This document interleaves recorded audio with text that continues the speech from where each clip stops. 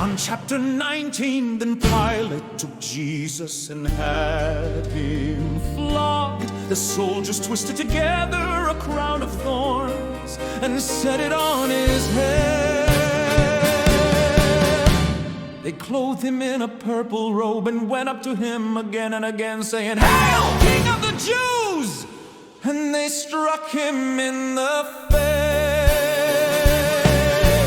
Pilate went out again and said to them, "Look, I am bringing him out to you to let you know I find no basis for a charge against him." When Jesus came out wearing the crown of thorns and the purple robe, Pilate said, "Behold the man." As soon as the chief priest and their officials saw him, they shouted, "Crucify! Crucify!" But Pilate answered, "You take him and crucify him. As for me, I find no guilt in him." The Jews insisted, "We have a law, and by that law he must die, because he claimed to be the Son of God." When Pilate heard this, he was even more afraid. He went back inside the palace and asked Jesus, "Where do you come from?" But Jesus gave him no answer. "Do you refuse to speak to me?" Pilate said, "Don't you realize I have power to free you or crucify you?" Jesus answered, "You would have no power over me if it were not given you from above. Therefore, the one who handed me over to you is guilty of the greater sin."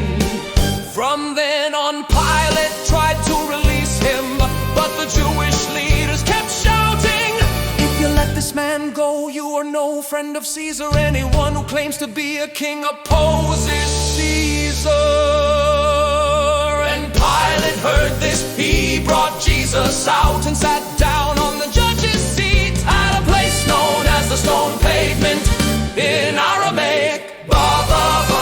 It was the day of preparation of the Passover. It was about noon. "Here is your king," Pilate said, but they shouted, "Away with him! Away with him! "Crucify him!" Shall I crucify your king?" Pilate asked. The chief priest answered, "We have no king but Caesar." Then Pilate handed him over to them to be crucified.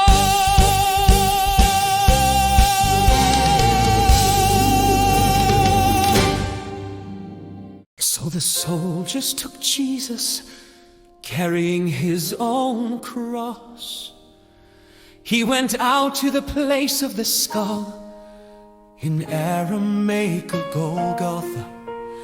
There they crucified him, and with him 2 others, one on each side, and Jesus in the middle. Pilate had a notice prepared and fastened to the cross. It read, "Jesus of Nazareth, the King of the Jews." Many of the Jews read this sign, for the place where Jesus was crucified was near the city, and it was written in Aramaic, Latin, and Greek.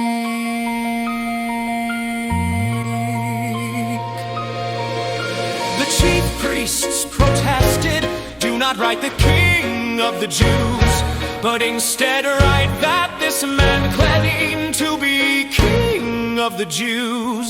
Pilate answered, "What I have written, I have written." When the soldiers crucified Jesus, they took his clothes, dividing them into 4 shares.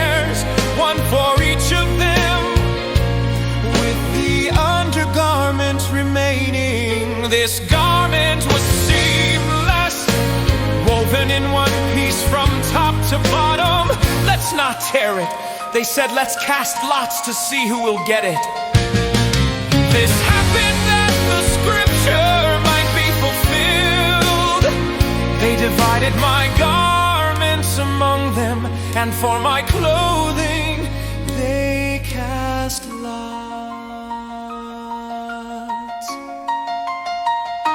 Near the cross of Jesus stood his mother's sister Mary, the wife of Clopas, and Mary Magdalene. When Jesus saw his mother there, and the disciple whom he loved standing nearby, he said to his mother, "Woman, behold your son." And to the disciple, "Behold your mother." Behold your mother. From that hour the disciple took her into his own home. Later, knowing that all was now finished, and so that scripture would be fulfilled, Jesus said, "I thirst." A jar of sour wine was there. They soaked a sponge in it, put the sponge on a branch of hyssop, and lifted it to his lips. When Jesus had received the drink, he said, "It is finished." Then he bowed his head and gave up his spirit. It was the day of preparation, and the next day was a special Sabbath, because the Jews did not want the bodies left on the crosses. They asked Pilate to have the legs broken and the bodies taken down. The soldiers therefore came and broke the legs of the first man who had been crucified with Jesus, and then of the other. But when they came to Jesus and saw that he was already dead, they did not break his legs. Instead, one of the soldiers pierced his side with a spear, bringing a sudden flow of blood and water. The one who saw it has testified, and his testimony is true. He knows that he is telling the truth, so that you also may believe these things happened, so that the scripture would be fulfilled. Not one of his bones will be broken, and they will look on him whom they pierced. Later, Joseph of Arimathea asked Pilate for the body of Jesus. Now Joseph was a disciple of Jesus, but secretly for fear of the Jews. With Pilate's permission he came and took the body away. He was accompanied by Nicodemus, the man who earlier had come to Jesus at night. Nicodemus brought a mixture of myrrh and aloes, about 75 pounds in all. Taking Jesus' body, they wrapped it with the spices and strips of linen, according to Jewish burial customs. At the place where he was crucified, there was a garden, and in the garden a new tomb in which no one had ever been laid, because it was the Jewish day of preparation, and since the tomb was nearby, they laid Jesus there.